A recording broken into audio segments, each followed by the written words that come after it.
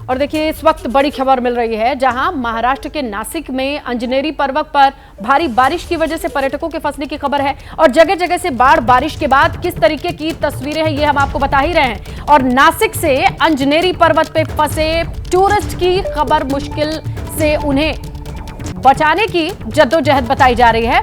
सभी पर्यटकों को सुरक्षित निकाला गया है इस मुश्किल के बाद। लेकिन अंजनेरी पर्वत से 2 तस्वीरें सामने आई हैं जो बेहद हैरान करने वाली हैं। बारिश में जिला प्रशासन की बात करने लोगों और पर्यटकों को अंजनेरी पर्वत पर ना जाने की सलाह दी, लेकिन लोगों ने सलाह को दरकिनार कर पहाड़ी पर ये गए और वहां फंस गए।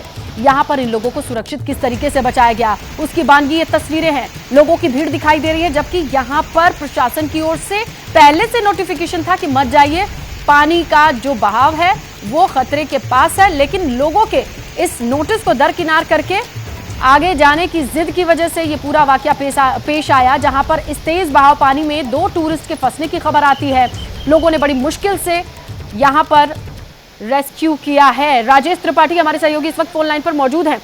राजेश, ये किस तरीके से वाकया सामने आया और इसकी क्या डिटेल्स है, बताएं जरा। ये रविवार का दिन था और जो अंजनेरी पर्वत है जो नासिक में है, ये हनुमान जी का स्थान माना जाता है और भारी तादाद में जो पर्यटक हैं और श्रद्धालु हैं वो यहाँ पर दर्शन करने के लिए जाते हैं। और काफी ऊंचाई पर ये पर्वत है। लोग वहाँ गए थे और ये ढलान से आते हुए रास्ता है और वहाँ पर भारी बारिश शुरू हो गई। उसके बाद जो है ये लोग वहाँ पर फंस गए, क्योंकि वहाँ पर हरदम जो नीचे फॉरेस्ट विभाग के लोग ही मौजूद रहते हैं, जिनके परमिशन के बाद ही लोगों को जाना होता है। लेकिन बताया जाता है कि कुछ लोग जो है बिना इजाजत लिए ऊपर चले गए थे। उसके बाद जब प्रशासन को इस बारे में पता चला तो वहाँ पर रेस्क्यू टीम भेजी गई और धीरे धीरे करके इन सब लोगों को नीचे उतारा गया। यहाँ पर तो तस्वीर में बहुत सारे लोग दिखाई दे रहे हैं, सिविल यूनिफॉर्म, मतलब ये सिविलियंस ही हैं। इतने सारे लोग क्या ऊपर पहुंचे थे? कितने लोगों की संख्या थी? बिल्कुल, ये सारे, क्योंकि वहां पर भारी तादाद में लोग ट्रैकिंग करने के लिए जाते हैं और ऊपर दर्शन करने के लिए जाते हैं। तो ये जो लोग जहां पर फंसे थे उन्हें इकट्ठा एक जगह किया गया था और उसके बाद धीरे धीरे जो है उनकी चेन बना करके नीचे उतारा गया है, क्योंकि वहां पर 3 पहाड़ियां हैं। प्लीज एक बार फिर से क्लियर कीजिए कि वहां पर ऊपर जाने की परमिशन नहीं थी, तो ये इतने सारे लोग धीरे धीरे करके पहुंचे कैसे? यही सवाल है कि वहां पर जब जहां से चढ़ाई शुरू होती है वहां पर फॉरेस्ट विभाग के लोग हरदम मौजूद होते हैं और बारिश के दिनों में इस पहाड़ी पर जाने के लिए रोक लगा दी जाती है। लेकिन ये लोग वहां पर कैसे पहुंचे इस बारे में अभी पता किया जा रहा है। लेकिन जब वहां पर बारिश तेज हो गई और ये लोग फंस गए और वहां से सूचना मिली, उसके बाद जो है प्रशासन जो है जागा और रेस्क्यू टीम वहां पर भेजी गया और सबको चेन बना करके लोगों को जो है एक साथ उतारा गया। मैं आपको बताऊं कि ये रास्ता बेहद ही कठिन है। 3 पहाड़ियों पे चढ़ाई के बाद जो है वो स्थान है जहाँ पर हनुमान जी की जो है वो मंदिर है। लेकिन ये जब बारिश होती है तो वहां पर बेहद ही कीचड़ हो जाते हैं और पानी का जो बहाव है वो बहुत ही तेज हो जाता है। लेकिन ये समय पर जो है प्रशासन को इस बारे में पता चला और इतने सारे लोग जो वहां पर फंसे थे उन्हें फिलहाल जो है उतारा गया है और उन्हें बचाया गया है। बिल्कुल, शुक्रिया राजेश आपका जानकारी के लिए। तो ये लोग हनुमान जी मंदिर के लिए एक दुर्गम पहाड़ी पर जाते हैं चढ़ाई करते हुए, लेकिन खराब मौसम के बाद इन्हें रेस्क्यू किया गया, ये बड़ी बात है। अब बड़ी खबर की बात करें अरविंद केजरीवाल से जुड़ी, जहां तिहाड़ जेल में बंद दिल्ली के सीएम अरविंद केजरीवाल की सेहत को लेकर के आम आदमी पार्टी लगातार आरोप लगा रही है। आम आदमी पार्टी का आरोप यह है कि जेल में अरविंद केजरीवाल का वजन लगातार घट रहा है। एबीपी न्यूज के पास अरविंद केजरीवाल की मेडिकल रिपोर्ट है। इस रिपोर्ट में जेल सुपरिटेंडेंट का दावा है कि 4 महीने में 3.5 किलो वजन घटा है अरविंद केजरीवाल का। 1 अप्रैल 2024 को जब केजरीवाल तिहाड़ आए तो उनका वेट था 65 किलो और 10 मई को जब अरविंद केजरीवाल तिहाड़ से निकले तो उनका वजन था 64 किलो। लेकिन जब 2 जून को केजरीवाल ने जेल में सरेंडर किया तो उनका वजन 63 किलो था। 14 जुलाई को केजरीवाल का वजन 61 किलो था। 1 अप्रैल से 14 जुलाई तक अगर आप देखिए तो केजरीवाल के वजन में 3.5 किलो की कमी आई है। इसे ही अब मुद्दा बनाया जा रहा है। तो दिल्ली के मुख्यमंत्री अरविंद केजरीवाल के स्वास्थ्य को लेकर के तिहाड़ जेल प्रशासन और आम आदमी के बीच आरोप प्रत्यारोप का एक दौर से चल रहा है। यहां पर 2 दिन पहले ही 13 जुलाई को आपके राज्यसभा सांसद संजय सिंह ने प्रेस कॉन्फ्रेंस किया, आरोप लगाया कि केंद्र सरकार केजरीवाल को गंभीर बीमारी से पीड़ित करने की साजिश रच रही है। इसके बाद आज तिहाड़ प्रशासन की ओर से ये रिपोर्ट सामने आई, जिसे लेकर के आम आदमी पार्टी की ओर से जवाब भी आया। सांसद संजय सिंह ने कहा कि तिहाड़ जेल में आखिरकार ये मान लिया कि केजरीवाल का वजन कम हुआ, लेकिन इसके साथ जो बड़े आरोप उन्होंने लगाए कि उनकी सेहत के साथ खिलवाड़ किया जा रहा है, वो भी साजिशन, ये बड़ा आरोप है। लेकिन तिहाड़ की तरफ से उनके वेट को लेकर के जो क्लैरिफिकेशन दी गई, उस पर अब आम आदमी पार्टी ने भी एक बार फिर से सवाल किया है। तो रिपोर्ट में वजन कम होने की बात कही संजय सिंह ने, आप नेता ने, और बड़े आरोप लगाए। मेडिकल रिपोर्ट पर आपका जवाब भी आया है। तो तिहाड़ की ओर से 3 किलो वजन कम होने की बात पर संजय सिंह ने कहा, शुगर कम होने पर कोमा में जाने का खतरा, शुगर कम होने से ब्रेन स्ट्रोक का खतरा, ये सारी खतरे को भी गिनवाते नजर आए।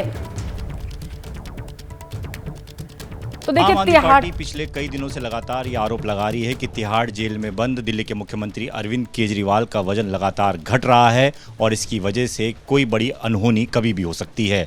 आज तिहाड़ जेल प्रशासन ने एक रिपोर्ट भेजी जिसमें ये कहा है कि आम आदमी पार्टी झूठ कह रही है, वजन सिर्फ 2 किलो घटा है और वो भी तब जब वो खुद से जो खाना खाना चाहिए वो खाना नहीं ले रहे हैं। हमारे साथ बातचीत के लिए खुद आम आदमी पार्टी के राज्यसभा सांसद संजय जी हैं। संजय जी, बड़ी बात तिहाड़ जेल प्रशासन कह रहा है कि खाना आता है घर से, वो लौटा देते हैं जिसमें कैलोरीज होती हैं। आप ये कह रहे हैं कि 8.5 किलो घटा है, वो कह रहे हैं सिर्फ 2 किलो घटा है, तो ये झूठ क्यों बोला जाता है? देखिए, पहली बात तो ये कि किसी भी मरीज की मेडिकल रिपोर्ट जारी करना जेल प्रशासन के द्वारा एक अपराध है, उसके लिए उनके खिलाफ कार्रवाई होनी चाहिए। हमने जो जानकारी आपको दी वो दी क्योंकि डेली उनकी पत्नी श्रीमती सुनीता केजरीवाल जी से उनकी फ़ोन पे बात होती है। हमने कोई मेडिकल रिपोर्ट आपको नहीं दिखाया, लेकिन बहुत अच्छा किया जेल प्रशासन ने, अपराध किया, गलती की, सब कुछ किया, बावजूद इसके उन्होंने ये रिपोर्ट आपके सामने रख दी खुद से। ये रिपोर्ट क्या कह रही है? ये रिपोर्ट कह रही है कि एम्स के डॉक्टर्स ने जांच किया, 9 जुलाई को जांच किया और 9 जुलाई की जांच में एम्स के डॉक्टरों की जांच में वेट लॉस यानी कि वजन कम करने की बात और हाइपोग्लिसीमिया यानी कि शुगर के गिरने की बात, एक नहीं कई बार गिरने की बात सामने आई। यही मैं आपसे कह रहा हूं। जिस दिन उनको गिरफ्तार किया गया भाजपा की सरकार के द्वारा, प्रधानमंत्री जी के द्वारा, उस दिन उनका वजन था 70 किलो। आज उनका वजन है 61.5 किलो। 8.5 किलो उनका वजन कम हुआ है।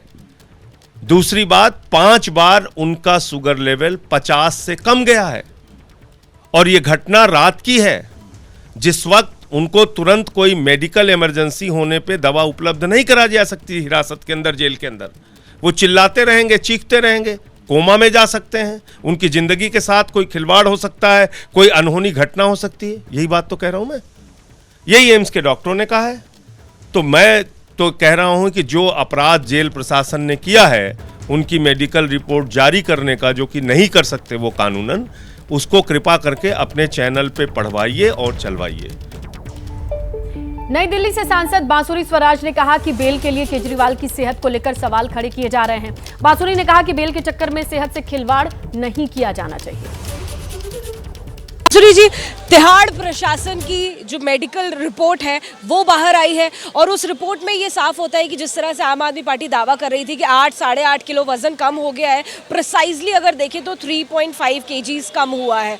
इन आरोपों को लेकर और तिहाड़ की जो फ्रेश रिपोर्ट आई है उसको लेकर आप क्या कहें? इतना जरूर कहूंगी, ईश्वर केजरीवाल जी को दीर्घायु करे और बहुत अच्छा स्वास्थ्य दे। पर आपके माध्यम से केजरीवाल जी को एक विनम्र निवेदन करूंगी, बेल के चक्कर में जानबूझकर अपने स्वास्थ्य के साथ इस तरह खिलवाड़ ना करे। और हाँ, आम आदमी पार्टी के लोगों से मैं निवेदन करूंगी कि जनता को और मीडिया को भ्रमित करना बंद करें। ये जो दिल्ली की जनता त्रस्त है, इनके लिए आकर ग्राउंड पर काम करें। देखिए, कांग्रेस नेता प्रमोद तिवारी ने ईडी के केस में केजरीवाल को जमानत मिल चुकी है। आखिर केजरीवाल को सीबीआई ने क्यों गिरफ्तार किया, ये सवाल उठाया। प्रमोद तिवारी ने कहा कि ये बीजेपी की साजिश है। दिल्ली में जो आम आदमी पार्टी है और दिल्ली के मुख्यमंत्री जो तिहाड़ जेल में बंद हैं, उनको लेकर आम आदमी पार्टी लगातार ये कहती रही है कि वज़न बहुत ज़्यादा घट रहा है, क्योंकि वो शुगर के पेशेंट है तो उनकी जान को खतरा है और उनका ध्यान नहीं रखा जा रहा है। लेकिन आज रिपोर्ट आई है कि वो झूठ कह रहे हैं, सिर्फ 2 किलो वजन घटा है। मैं इन लोगों की अंताक्षरी में नहीं पढ़ना चाहता। कौन वो उनके खिलाफ बोल रहे हैं, वो उनके खिलाफ बोल रहे हैं। भाजपा और आम आदमी पार्टी की अंताक्षरी जारी है। मुझे तो सिर्फ ये कहना है कि अगर ईडी ने जमानत दे दी थी, फिर सीबीआई को उसी समय गिरफ्तार करने की क्या जरूरत थी? कहीं न कहीं कुछ हाईकोर्ट ने कहा है कि इनके खिलाफ प्रथम दृष्टया कुछ है ही नहीं, कोई आरोपी नहीं बनता है, उसको आपने इतने इनके खिलाफ रखा।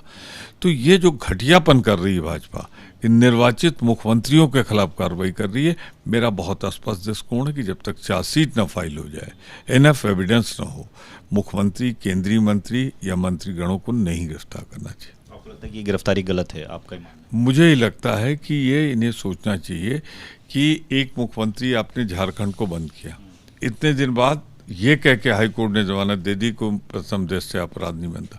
कौन लौटा लेंगे उनके ये जो 3-4 महीने थे? कौन जो प्रदेश का नुकसान हुआ भरपाई करेगा?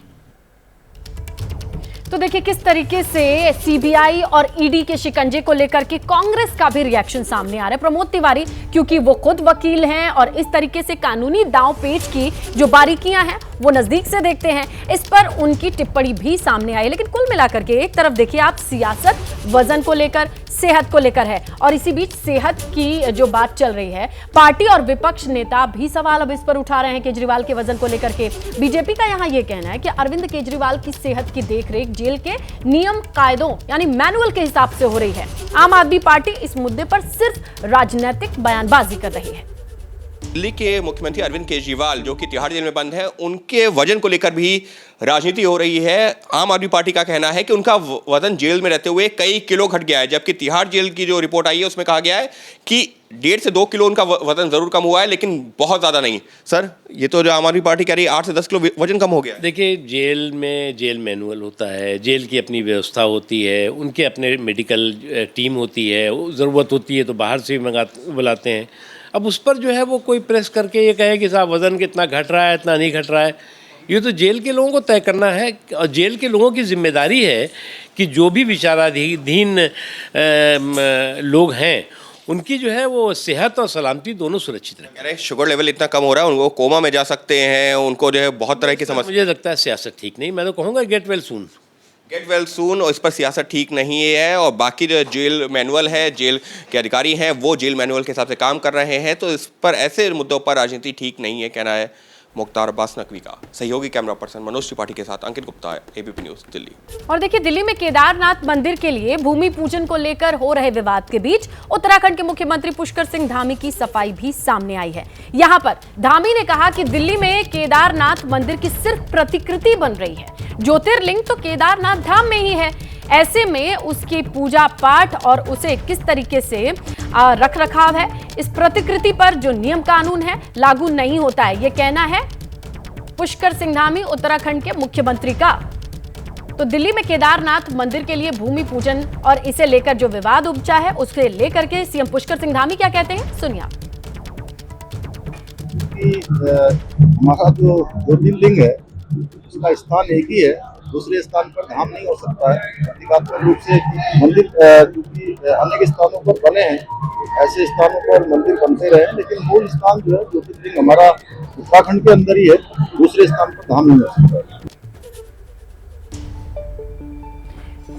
तो देखिए, आपने सुना किस तरीके से कहना है कि धाम में जो ज्योतिर्लिंग है वो प्राकृतिक है, वो उद्गम स्थल, और जिस तरीके से उसकी सदियों से पूजा पाठ चली आ रही है, जो अगर भूमि पूजन दिल्ली में किया जा रहा है मंदिर की प्रतिकृति का, उसे लेकर के कोई भी कंफ्यूजन नहीं होनी चाहिए। बद्रीनाथ केदारनाथ की जो महिमा है उसको महिमा बना रहने दिया जाए, उसके साथ विश्वासघात न किया जाए। और साथ ही यहाँ पर जितने भी कर्मचारी हैं उनके रहने की सुविधा, यात्रियों की सुविधा, जो तीर्थ हित है, यात्री हित है, आम जो कर्मचारी हित है, यहाँ का जो व्यवसायी है, यहाँ का जो व्यापारी है, यहाँ का जो तीर्थ पुरोहित है, उनके अधिकारों पे कुठाराघात नहीं होना चाहिए। नहीं तो हम सरकार की ईंट से ईंट बजा देंगे। हम सरकार को अगर बनाना जानते हैं तो हम सरकार को गिराना भी जानते हैं। ये सरकार बिल्कुल खुली चुनौती है हमारी।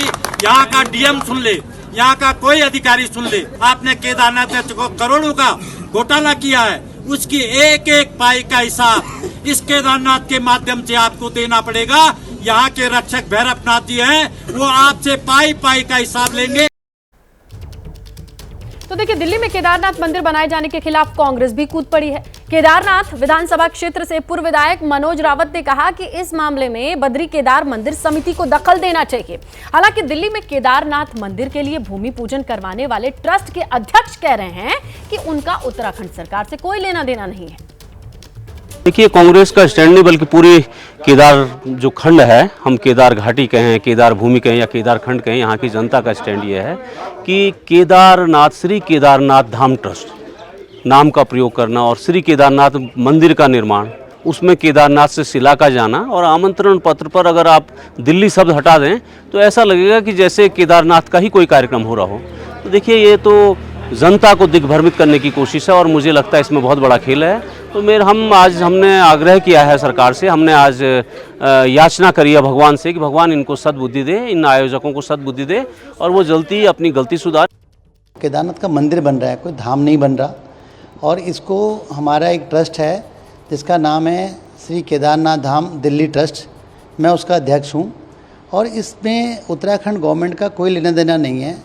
और ये जिस दिन इसका भूमि पूजन था उस दिन माननीय श्री पुष्कर धामी जी, जो कि उत्तराखंड के मुख्यमंत्री हैं, वो हमारी रिक्वेस्ट पे वहाँ पे आए थे। हमने उनको वहाँ पे भूमि पूजन पे बुलाया था। उससे सरकार का कोई लेना देना नहीं है और इस ट्रस्ट का भी उत्तराखंड गवर्नमेंट से कोई लेना देना नहीं है। ये हमारा ट्रस्ट आपस में ट्रस्टियों के सहयोग से बन रहा है। काफ़ी ट्रस्टी हैं, अधिकतर लोग यहाँ पे उत्तराखंड के हैं जो इसमें ट्रस्टी हैं, वो लोग इसको बना रहे हैं।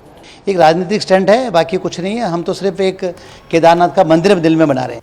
और देखिए, मुस्लिम महिलाओं को गुजारा भत्ता देने के सुप्रीम कोर्ट के फैसले पर all India Muslim personal law board ऐतराज जता रहा है। All India Muslim personal law board इस फैसले को शरीयत के खिलाफ बता रहा है। All India Muslim personal law board के इस रुख पर पूर्व केंद्रीय मंत्री और बीजेपी नेता मुख्तार अब्बास नकवी का बड़ा बयान सामने आया है। मुख्तार अब्बास नकवी कहते हैं कि संविधान में समानता की बात है, मुस्लिम महिलाओं को उनका हक मिलना चाहिए। संविधान कहता है कि सभी बराबर हैं जो भारतीय हैं। सामाजिक सुधार पर सांप्रदायिकता की वार की कोशिश गलत है। संविधान के हिसाब से देश में एक कानून लागू होगा। ये सब कुछ कहते नजर आए मुख्तार अब्बास नकवी। मुख्तार अब्बास नकवी हमारे साथ मौजूद है। सर, पर्सनल लॉ बोर्ड का कहना है कि सुप्रीम कोर्ट का यह फैसला सही नहीं है, शरिया में एक तरह से हस्तक्षेप है। देखिए, सुधार के मिशन पर सांप्रदायिक टशन जो है वो न मुल्क के लिए अच्छा है, न किसी मज़हब के लिए अच्छा है और न मानवता के लिए अच्छा है। लेकिन कुछ लोगों की आदत है कि हर सुधार के मिशन पर सांप्रदायिक टशन पैदा करो, हर समावेशी सुधार पर सांप्रदायिक वार करो। और उससे भी इम्पॉर्टेंट है कि कुछ लोग कोशिश कर रहे हैं कि शरिया और संविधान में टकराव दिखाओ। अरे भैया, शरीयत मुल्क जो है वो संविधान से चलेगा, मज़हब आप शरीयत से चलाइए, किसने मना किया है? शरीयत और संविधान के बीच में कोई विरोधाभास नहीं है। लेकिन कोशिश ये हर आदमी की होती है, हर इस तरह के धार्मिक संगठनों और लोगों की होती है कि देश में जो है वो कम्युनल कन्फ्यूज़न क्रिएट करो। लेकिन सर, जो पर्सनल लॉ बोर्ड है उनका ये कहना है कि ऐसे में कोई शौहर अपनी बीवी को तलाक देगा ही नहीं, वो तो उसको परेशान करता रहेगा क्योंकि उसको पता है अगर तलाक दिया तो गुजारा भत्ता देना पड़ेगा। आप अगर कुछ सुधार के साथ हैं तो आपको समाज को में जो है वो सकारात्मक संदेश देने की ज़रूरत है। जब तक आप जो है वो हर सुधार पर सांप्रदायिक वार करेंगे तब तक जो है वो ना आप मुल्क के हित में है ना आप खुद मजहब के उस हित में है। सर, पर्सनल लॉ बोर्ड का कहना है कि ये अगर मुस्लिम समुदाय की बात की जाए तो शरिया के हिसाब से चलता है, तो उसके ऊपर एक दूसरा कानून थोपना सही नहीं। देखिए, मुल्क जो है वो संविधान से चलेगा, शरीयत से नहीं चलेगा। जो लोग ये सोचते हैं कि हम मुल्क भी शरीयत से चलाएं, मज़हब भी शरीयत से चलाएं, तो वो ये देश जो है वो डेमोक्रेटिक कंट्री के साथ साथ जो है वो सेकुलर कंट्री भी है। और देखिए, सुप्रीम कोर्ट ने 10 जुलाई को फैसला सुनाया था कि तलाकशुदा मुस्लिम महिलाओं को सीआरपीसी की धारा 125 और अब भारतीय नागरिक सुरक्षा की संहिता की धारा 144 के तहत अपने पूर्व पति से भरण पोषण यानी कि मेंटेनेंस पाने का अधिकार है। इस फैसले का all India Muslim personal law board विरोध कर रहा है। रविवार को दिल्ली में all India Muslim personal law board की बैठक हुई। बैठक में सुप्रीम कोर्ट के फैसले का विरोध हुआ। इसे शरीयत में दखल बताते हुए फैसले के खिलाफ कानूनी लड़ाई करने की बात भी कही गई थी। तो कुल मिलाकर के समानता को देखते हुए मुस्लिम महिलाओं को भी मेंटेनेंस मिले अपने पूर्व पति से, इस पर ऐतराज है all India Muslim personal law board को। फैसला महिलाओं के हित में नहीं है, महिलाओं के खिलाफ जाता है ये, इसलिए हमको इससे कैसे खिलाफ जाता है? अगर महिला को तलाक मिलता है उसको गुजारा भत्ता दिया जाएगा, सुप्रीम कोर्ट भी यही बात करता है, तो फिर ये कैसे महिला विरोधी? इसलिए जाएगा कि अगर हस्बैंड को, एक्स हस्बैंड को ज़िंदगी भर अपनी मुतल्लका को, अपनी डाइवर्सी को गुजारा भत्ता देना है तो वो तलाक क्यों देगा? वो तलाक भी देगा, लटका के रहेगा। शादी में तलाक कब होती है? जब रिश्ता चल नहीं सकता, जब वो रिश्ता नहीं टूटेगा, वो साथ साथ रहेंगे, झगड़े होते रहेंगे, मुतल्लका मेंटेनेंस नहीं देगा, तो उसके लिए फायदे की चीज़ है या नुकसान की चीज़ है? अगर तलाक हो जाता तो फिर महिलाओं का गुजारा कैसे होगा? आखिर इसका प्रोविजन मौजूद है। देखिए, पहली बात तो ये कि उसके बच्चे हैं तो बच्चों के गुजारा देना हस्बैंड की जिम्मेदारी है। आप लोग क्या करेंगे? चाइल्ड रिव्यू पिटीशन डालेंगे? कैसे आखिर विरोध करेंगे? कमेटी के हवाले किया है, वो जो भी एडवाइस करेगी उसके मुताबिक काम करें। तो पहली बात तो हम आपको सुप्रीम कोर्ट के ताल्लुक से बतला दें कि सुप्रीम कोर्ट कभी भी फाइनल अथॉरिटी नहीं रही है। सुप्रीम कोर्ट के बाद सुप्रीम कोर्ट के अंदर ही फिर दोबारा भी उसको चैलेंजेस करने के मौके मिलते हैं। And an number of times we have seen it the supreme court को अपने ही ऑर्डर्स को बाद में निरस्त करना पड़ा है, उसको फिर दोबारा अमेंड करना पड़ा है, उसको करेक्शन करना पड़ा है। सुप्रीम कोर्ट में सारे ही ऑर्डर सही होते हैं और ऐसा नहीं है कि सुप्रीम का कोई ऑर्डर चैलेंजेबल नहीं होता, और ऐसा ही नहीं है कि सुप्रीम कोर्ट के ऑर्डर पास होने के बाद उसमें फिर दोबारा करेक्शन का चांस नहीं होता। This is the simple answer. और देखिए, बीजेपी ने दिल्ली में बढ़े बिजली के दामों को लेकर प्रदर्शन किया। बीजेपी कार्यकर्ता हाथ में बैनर पोस्टर लेकर सड़क पर उतरे, जिसपे लिखा था दिल्ली सरकार का जनता से झूठा और बिजली कंपनियों की लूट। बीजेपी ने दावा किया था कि जब तक उनकी मांगे पूरी नहीं की जाती उनका प्रदर्शन जारी रहेगा। तो कुल मिलाकर के चुनावी वादे झूठे साबित हुए।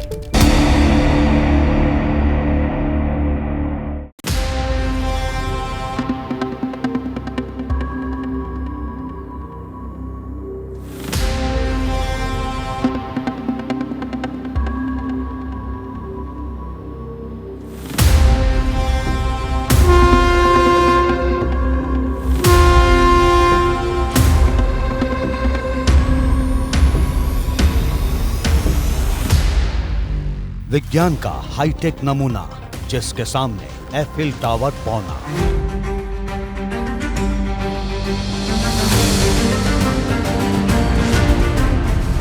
इंजीनियरिंग का वो चमत्कार जिसे दुनिया कर रही नमस्कार।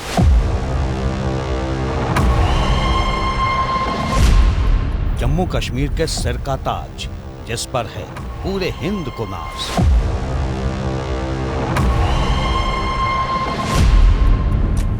दुनिया का सबसे ऊंचा पुल, चीन पाकिस्तान की बत्ती गुल।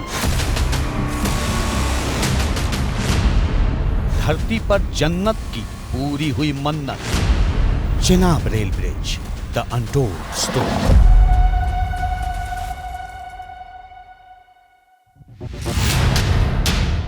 अद्भुत, अभूतपूर्व, अद्वितीय अजूबा। जम्मू कश्मीर के सिर का ताज जिस पर पूरे हिंद को है नाज। चिनाब नदी पर 21वीं सदी का चमत्कार जिसे देखकर हो रही है भारत की जय जयकार। चीन और पाकिस्तान क्यों है परेशान जिसे देखकर पूरा विश्व है हैरान। अद्भुत, अकल्पनीय, अद्वितीय अजूबा।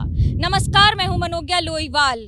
भारत ही नहीं, धरती की जन्नत पर जहां मैं इस समय खड़ी हूं, वहां पर विश्व का सबसे ऊंचा रेल पुल बनकर तैयार है। ये वो पुल है जिसके आगे आईफिल टावर भी बौना नजर आएगा। ये वो पुल है जिसने शौर्य गाथा की एक नई कहानी रच दी है। हिम्मत, बुलंदी, उसके साथ ऐसा हौसला जिसे शब्दों में बयां कर पाना बड़ा मुश्किल होगा।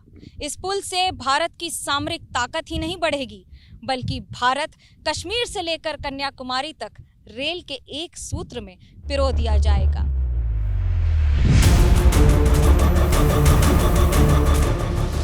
ये उस सपने के साकार होने की कहानी है जिसको शब्दों में बयां नहीं किया जा सकता।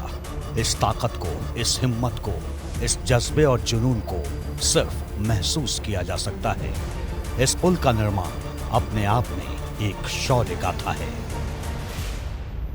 रेलवे ने जिस इतिहास को रचा है उस इतिहास की थोड़ी सी वानगी आपको दिखाते हैं और बताएंगे कि आखिरकार चिनाब ब्रिज में वो ऐसी क्या खासियत है जो पूरा विश्व इसे देख रहा है और भारत के करोड़ों लोग इसे अपना मुकुट मानकर गर्व कर रहे हैं।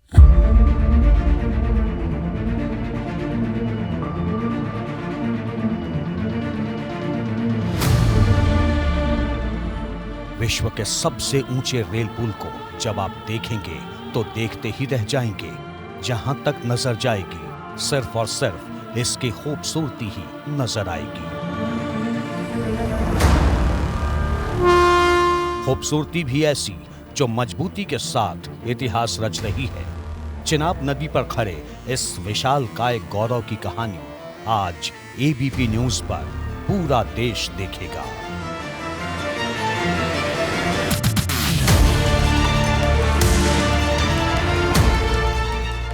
नीचे प्रचंड वेग से बह रही है चिनाब नदी और इसके ऊपर है ये इंजीनियरिंग का नायाब करिश्मा। 359 मीटर की ऊंचाई वाला ये रेल पुल एफिल टावर से भी ऊंचा है। इसे दूर से देखेंगे तो आंखें ठहर जाएंगी और पास से देखेंगे तो भरोसा ही नहीं होगा कि जो कल तक ख्वाब था वो अब हकीकत में तब्दील हो चुका है। दुनिया का सबसे ऊंचा रेलवे आर्च ब्रिज है ये। इसकी अगर पूरी लेंथ आप नाचे तो आर्च की लेंथ है 467 मीटर, जो आर्च की लेंथ है। अदरवाइज इसके दो पार्ट हैं ब्रिज के। टोटल लेंथ 1.315 किलोमीटर है, जिसमें अप्रोच स्लैब वो करीब 570 मीटर का है और जो आर्च के ऊपर है वो 785 मीटर है। ये रेल पुल जितना विशाल है उतना ही बाहुबली है। ये ब्लास्ट मेटल से बना है, यानी भूकंप आए या बम फटे ये इसी तरह खड़ा रहेगा। इसकी जो हमने टेस्टिंग करी है उस पर एक तो ये अर्थक्वेक जोन है, तो ये जनरली जोन 4 में आता है। हमने इसको जोन 5 के हिसाब से डिज़ाइन किया है। सबसे ऊपर हमने इसका साइट स्पेसिफिक स्पेक्ट्रा बनवाया है आईटी रुड़की से, तो साइट स्पेसिफिक स्टडी के हिसाब से अर्थक्वेक की इंजीनियरिंग की गई है। इसकी आप जब गॉर्ज में जाएंगे आर्च के ऊपर, हवा बहुत तेज चलती है, तो हवा का इफेक्ट आर्च पे नापने के लिए, उसको मेजर करने के लिए कि कितना उससे फोर्स आ रहा है, हमने कोपेनहेगन में फोर्स टेक्नोलॉजी में इसका विंड टनल टेस्ट कराया था, जिससे विंड के पैरामीटर्स निकाले। तो इसमें अगर आपको लेकर अर्थक्वेक के लिए नहीं, ये विंड के लिए क्रिटिकल बनता है। इसके अलावा इसमें जो हमने जो स्टील यूज़ करी है, करीब 28,500 टन के स्टील का फैब्रिकेशन हुआ है।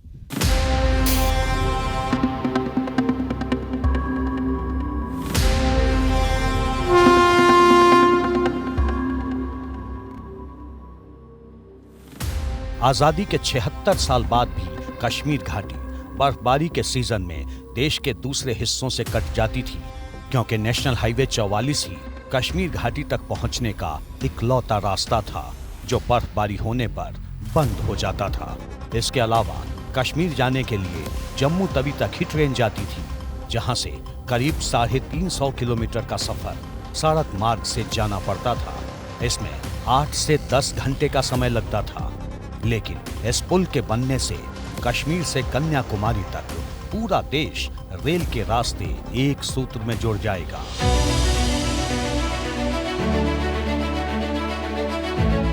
दरअसल चिनाब ब्रिज सिर्फ एक रेल पुल नहीं है, एक मिशन है कश्मीर की बर्फीली पहाड़ियों के बीच हिंद का परचम लहराने का, जिसे अब साकार होते देखना गर्व की अनुभूति है। ये विकास पथ पर चल रहे भारत की वो दास्तां है जिसे मुश्किल ही नहीं असंभव माना जा रहा था। इस पुल की विशेषता यह है कि इसमें उस तरह की विश्व की सबसे बड़ी और ऊंची क्रेन्स का इस्तेमाल किया गया है, जिनके जरिए इस ऊंचाई तक रेल के लिए सारा सामान लाना संभव हो सका है।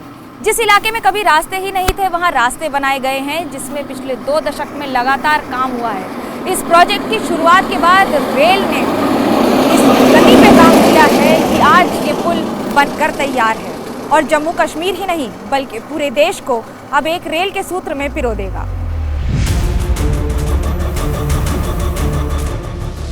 ये रेल पुल इंजीनियरिंग का कितना बड़ा चमत्कार है, इसे ऐसे समझिए। ये नदी तल से 359 मीटर ऊपर और 1315 मीटर लंबा है। ये एफिल टावर से पूरे 35 मीटर ज्यादा ऊंचा है। इसे बनाने में करीब 1486 करोड़ रुपए का खर्च आया। इस पुल की अनुमानित लाइफ करीब 120 साल है, जिस पर 100 किलोमीटर प्रति घंटे की रफ्तार से ट्रेन दौड़ सकती है। सबसे खास बात यह है कि इस पुल को जोन 5 की भूकंप तीव्रता को ध्यान में रखते हुए बनाया गया है। जिस ऊंचाई पर यह पुल है वहां तेज हवाएं चलती हैं, लेकिन ये पुल 266 किलोमीटर प्रति घंटे की हवा की रफ्तार झेल जाएगा। भारत में पहली बार किसी पुल को DRDO की सलाह से ब्लास्ट लोड के लिए डिजाइन किया गया है। चिनाब ब्रिज को एक इंजीनियरिंग मार्वल क्यों कहा जाता है? इसके कई कारण हैं। 1486 करोड़ के खर्च से बने ये ब्रिज में मेहनत कई वर्षों की लगी है। 2008 के बाद से लगातार इस पर जब मेहनत शुरू हुई तो आप ये कल्पना कीजिए, इन घुमावदार रास्तों में, जिन्हें यंग माउंटेन्स कहा जाता है, रास्ता ही नहीं हुआ करता था। ऐसे में पहले रास्ता बनाना, उसके बाद कई ऐसे इलाके, क्योंकि पीर बंजाल रेंज एक ऐसी रेंज है जहाँ पर अगर आप जरा भी छेद करेंगे, गड्ढा करेंगे, तो कई बार ऐसा होता है कि मिट्टी भरभरा कर गिरती है और उसके साथ पानी भी बहने लगता है। तो जो एक मेहनत एक बार में काम होता है, यहाँ पर एक ही मेहनत को कई बार करना पड़ गया। पर इससे भी हमारे यहाँ के कर्मचारी अधिकारियों ने हार नहीं मानी। चिनाब रेलवे ब्रिज कुल 18 खंभों पर खड़ा है। इसका सबसे ऊंचा कंक्रीट का खंभा 49 मीटर से भी ज्यादा का है, जबकि सबसे ऊंचा स्टील का खंभा करीब 130 मीटर ऊंचा है। इसे बनाने के लिए 27,000 टन से भी ज्यादा स्टील का इस्तेमाल किया गया है, यानी मटेरियल से कोई समझौता नहीं। सोचिए, इन पहाड़ियों में कुछ साल पहले तक जहां पक्के रास्ते तक नहीं थे, वहां इंजीनियरिंग का चमत्कार शक्ल लिए खड़ा है। जम्मू कश्मीर को जोड़ने वाले इस ब्रिज का एक हिस्सा रियासी और दूसरा हिस्सा उधमपुर में है। ब्रिज को बनाने में तो बहुत चैलेंजेस थे। पहले तो यहाँ कोई अप्रोच रोड ही नहीं थी, हमें दोनों तरफ की अप्रोच रोड बनानी पड़ी। अप्रोच बनाने के लिए हमको कम से कम 4 से 5 साल लगे। जो यहाँ पे कौड़ी विलेज आप देख रहे हैं, यहाँ कुछ नहीं होता था, अब ये बहुत बड़ा पूरा गांव है। एक टाइम पे यहाँ पे 3000 आदमी काम कर रहे थे, जब पीक पे जब काम चल रहा था। तो यहाँ पर काम करना और इतनी हाइट पे काम करना, उसके लिए हमने एक केबल क्रेन का इरेक्शन किया है, जो दुनिया की सबसे लंबी केबल क्रेन है, 915 मीटर लंबी। ये सिंगल केबल क्रेन है, इसी से सारा आर्च का इरेक्शन किया गया। हिमालयाज में जो जियोलॉजी है वो बहुत चैलेंजिंग है, उसके कारण से इस प्रोजेक्ट के जो ये परियोजना थी, इसके कमीशनिंग में काफ़ी समय भी लगा है, क्योंकि इसमें जियोलॉजी के बहुत सारे चैलेंजेस थे, उन चैलेंजेस को एड्रेस किया गया है। और दूसरा यहाँ पे जो समस्या है वो ग्रेड का, जो यहाँ का जो ज्योग्राफी है वो बहुत स्टीप ग्रेड है एक्चुअली। यहाँ से आप देखोगे तो जो कटरा से जो एल्टीट्यूड है और जो हाईएस्ट पॉइंट जो पीर पंजाल रेंज को जो हम पार करके जाते हैं, तो करीब 700 मीटर की हाइट इसमें चढ़ना होता है। इंडियन रेलवे के जो हमारे स्टैंडर्ड्स हैं उसमें जो मैक्सिमम पॉसिबल जो ग्रेड लगा सकते हैं वो ग्रेड लगा करके इसको बनाया गया है। आप ये सोचेंगे कि आखिरकार इस इलाके में रेलवे को बनाने में इतना समय क्यों लग गया? उसका कारण हम आपको दिखाते हैं। मैं इस पहाड़ पर हूँ, रियासी के इस पहाड़ पर, जहाँ पर अब रियासी का रेलवे स्टेशन बन गया है। यहाँ पर कुछ वर्षों पहले रास्ते ही नहीं थे, ये सिर्फ और सिर्फ पहाड़ था। रेलवे को पहले इस पहाड़ को जगह जगह से काटना पड़ा। काटने के बाद यहाँ पर ये छोटी छोटी इमारतें बनानी पड़ी, जिससे काम शुरू किया जा सके। यहाँ पहाड़ जितनी बड़ी चुनौती था, उससे बड़ा चैलेंज था खतरनाक मौसम। यहाँ कभी बारिश होती तो कभी बर्फबारी, लेकिन इस बदलते मौसम के बावजूद काम नहीं रुका। नतीजा, ये रेलवे ब्रिज अब बनकर तैयार है, लेकिन इसके पीछे मेहनत कड़ी है। भूस्खलन से जितना खतरा है, उतना ही खतरा होता है भूकंप से, क्योंकि भूकंप से जैसे ही इन पहाड़ों में ज़मीन हिलती है तो टेक्टोनिक प्लेट मूवमेंट की वजह से जितनी तेज़ी से ऊपर से मिट्टी गिरती है, उतनी ही ज़्यादा तेज़ी से नुकसान करके जाती है, जिसकी भरपाई करने में कुछ दिन नहीं, महीने लग जाते हैं। जब आप इस ब्रिज से गुजरेंगे तो आपका सफर एडवेंचर से भरा होगा, क्योंकि इस रास्ते में करीब 90 सुरंगें हैं जो यहाँ आने वालों को रोमांच से भर देंगी। जब आप ट्रेन की टिकट लेते हैं, उसके बाद ट्रेन पर चढ़ते हैं, तो क्या आपने कभी सोचा है कि एक ट्रेन की पटरी को बनाने में कितनी इंजीनियरिंग लगती है? कल्पना कीजिए कि आप कम से कम 1000 फीट से ज़्यादा ऊपर हैं और उस पर एक ऐसी पटरी बनानी और लगानी होती है जिस पर ट्रेन पूरी विद्युत गति से दौड़े भी और उसके साथ खर्च भी सबसे कम आए। इसी वजह से BLT जैसी ट्रैक का इस्तेमाल किया गया, जो कम खर्च में बेहतरीन सुविधा देता है। लेकिन साथ ही साथ इस बात का भी ध्यान रखा गया है कि ये हर मौसम में ऐसे ही टिका रहे। पर पुल के ऊपर अगर ट्रेन खराब हो गई तो क्या होगा? इसके लिए साइड में ये ऊंचाई दी गई है। ये ऊंचाई आपको रेलवे प्लेटफॉर्म की भूमिका के तौर पर रहेगी और अगर कभी ट्रेन पुल पर खराब हुई तो यहाँ से पैसेंजर्स को उतारकर किनारे तक इस साइड या दूसरे साइड ले जाया जा सकेगा। ऐसी व्यवस्था बनाने के पीछे सिर्फ ट्रेन का खराब होना ही वजह नहीं है, बल्कि और भी कई कारण हैं। दरअसल जिन रास्तों से होकर ट्रेन गुजरेगी वे बड़े सेंसिटिव हैं। यहाँ आतंकवादी हमलों का डर हमेशा बना रहता है। यही वजह है कि इस ब्रिज को बनाते समय पहली बार बम से होने वाले नुकसान को भी मापा गया है, जिसमें DRDO ने बड़ी भूमिका निभाई है। इसमें हमने DRDO की एक्टिव असिस्टेंस के साथ, उनके एडवाइस के साथ ब्लास्ट लोडिंग को भी ध्यान में रखा है कि कितने लेवल तक की अगर ब्लास्टिंग होती है, ब्लास्ट सरफेस पे करते हैं या पियर के पास होता है, तो उससे ये ब्रिज कोलैप्स है। चिनाब के इस सफर में स्थानीय प्रशासन की भूमिका भी अहम रहेगी, जो हर तरह की मॉनिटरिंग करेगा। लोकल एडमिनिस्ट्रेशन को इस बात का खास ख्याल रखना होगा कि कोई संदिग्ध इस सुरंग में न घुस पाए। देखिए, सुरक्षा के पुख्ता इंतजाम हैं। Forces, beat police, beat the railway police, beat the CRPF, paramilitary, सब अपनी जगह पे हैं। उसके साथ साथ टेक्नोलॉजी का रेलवे ने बहुत उत्तम इस्तेमाल किया है, जिसकी वजह से हमारे पास हर तरह की इन्फॉर्मेशन रियल टाइम में पहुंचेगी। पहाड़ नए हैं तो हमें हर तरह की चुनौती को झेलना पड़ रहा है। नई हमने टेक्निक्स यूज़ करी हैं, जैसे पहले ड्रिल एंड ब्लास्ट करते थे, फिर हम वी ग्रेजुएट टू NATM, फिर जैसे टनल नंबर 1 और टनल नंबर 5 जो बात कर रहा हूँ, हमने उसमें ITM का यूज़ किया और सक्सेसफुली कर लिया हम लोगों ने।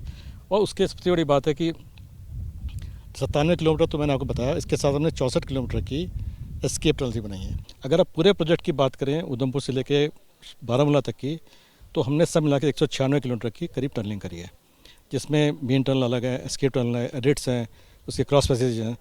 गोठार टनल में टोटल मिला के 155 किलोमीटर था।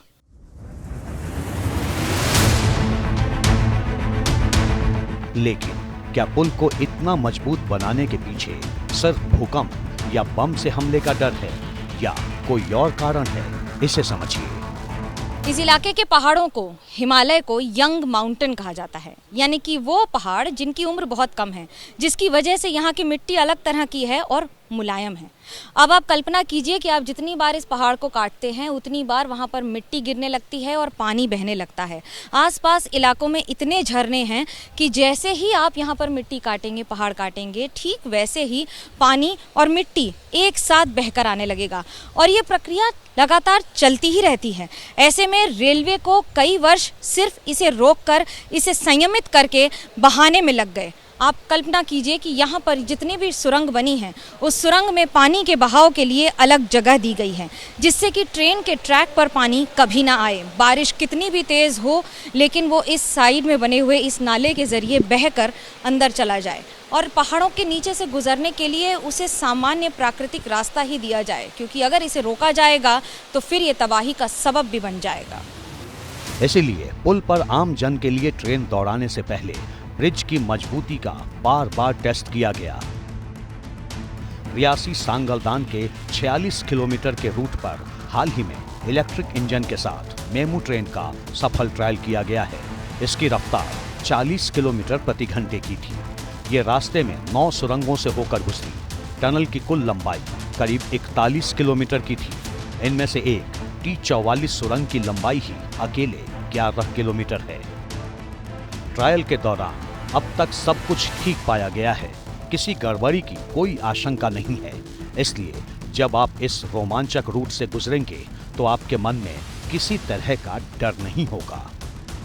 हिमालय में रास्ते इतने पहाड़ी हैं और इतने घुमावदार हैं कि उन रास्तों के बीच में सुरंग निकालना सबसे बड़ी चुनौती होता है।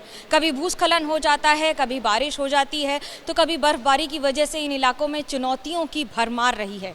लेकिन रेलवे ने ये ध्यान रखा है कि इस चुनौती को पूरी तरह से सामने एक चुनौती की तरह लिया जाए और उस पर जीत भी हासिल की जाए, जिसमें सबसे महत्वपूर्ण है लगातार बनी ये सुरंग, जिनके ज़रिए ट्रेन गुजरेगी। आमतौर पर 2 ट्रैक होते हैं, लेकिन इन सुरंग में सिर्फ 1 ट्रैक ही रखा गया है, क्योंकि पहाड़ को जितना कम काटा जाएगा स्टेबिलिटी उतनी ही बेहतर रहेगी। उसके साथ साथ बिजली की व्यवस्था, पानी की निकासी व्यवस्था और ट्रैक पर हर तरह की सुविधा, जिससे ट्रेन की यातायात एक बार शुरू हो तो रुके नहीं। इस पुल को बनाने का सपना 20 साल पहले यानी 2003 में देखा गया, जब तत्कालीन वाजपेयी सरकार ने सभी मौसम में कश्मीर घाटी को देश के दूसरे हिस्सों से जोड़ने के लिए चिनाब ब्रिज बनाने का फैसला लिया था। इस ब्रिज को 2009 तक बनकर तैयार होना था। हालांकि ऐसा नहीं हो पाया, लेकिन अब 2 दशक बाद चिनाब नदी पर भारत के सपने को पूरा होते देख सकते हैं। जब भी कोई ड्रीम प्रोजेक्ट शुरू होता है तो एक सपने के साकार होने जैसा होता है, पर जब सच में तब्दील हो जाता है तो चारों ओर शुरू हो जाता है वाहवाही का दौर। पर इस शोर में आप उन अधिकारी, कर्मचारी, उन मजदूरों को मत भूल जाइएगा जिन्होंने लगातार दिन रात मेहनत करके इस ब्रिज को एक सच में तब्दील कर दिया है, जिन्होंने अपनी लगातार मेहनत और लगन से हिम्मत की रोशनी फैलाई है। तभी तो आज पूरे देश को विश्व के सबसे ऊंचे रेल ब्रिज पर गर्व है। कैमरा पर्सन सूरज पांडे और रविकांत के साथ Manogya Loiwal, Chenab bridge, Jammu Kashmir, ABP news.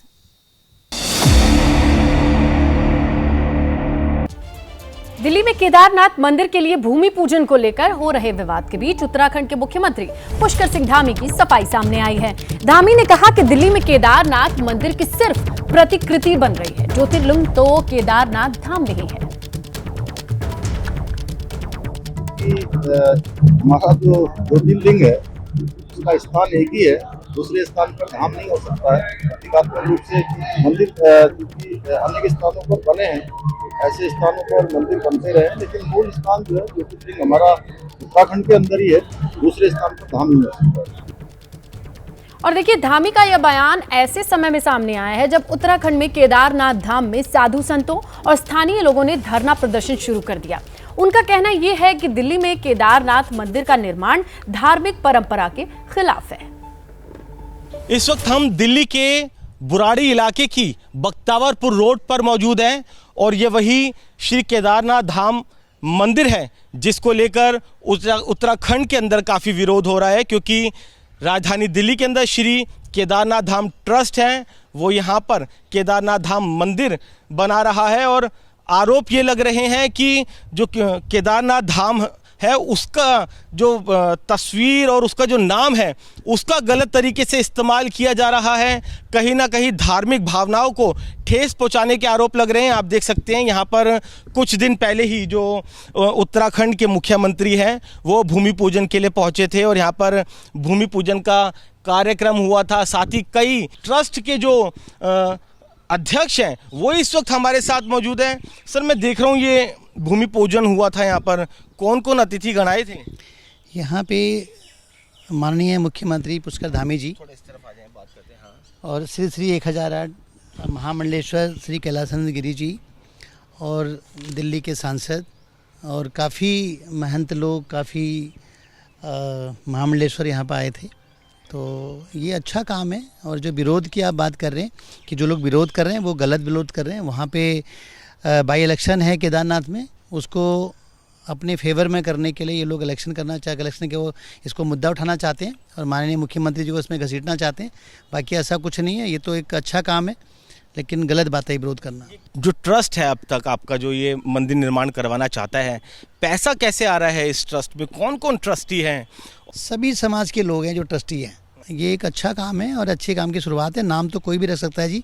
हम हिंदू होने के नाते, सनातनी होने के नाते धार्मिक भावनाओं से केदारनाथ जी का मंदिर बना रहे हैं। वो धाम तो वहीं पर है जहाँ पे धाम रहेगा। उसकी महिमा को, उसकी गरिमा को कोई भी कम नहीं करा सकता। ये तो एक चुनावी मुद्दा है कि उनको लगता है कि शायद हम केदारनाथ धाम को उठा के यहाँ ले आए, ऐसा कुछ भी नहीं है। तो सिर्फ हमने तो केदारनाथ मंदिर बनाया और कहते बहुत सारे मंदिर पहले ही बने हुए, हमसे पहले भी, तो आज तक विरोध नहीं हुआ। अभी चुनावी टाइम है इसलिए विरोध कर रहे हैं, बाकी और कुछ नहीं है। मंदिर भी क्या बिल्कुल हुबहू जैसा हमारा केदारनाथ धाम है बिल्कुल वैसा ही बनेगा क्या? देखो सेम तो नहीं बन पाएगा, जैसा वो है कोशिश रहेगी कि वैसा बने। नहीं, कोशिश भी क्या रहेगी जी। हम जो पत्थर वहाँ का है वो तो सतयुग का पत्थर है, वो पत्थर अब अवेलेबल भी नहीं है। और बाकी जो मंदिर है हम अपने हिसाब से बना रहे हैं मंदिर को, और ऐसा तो वो मंदिर सेम तो बन नहीं सकता जी यहाँ पे।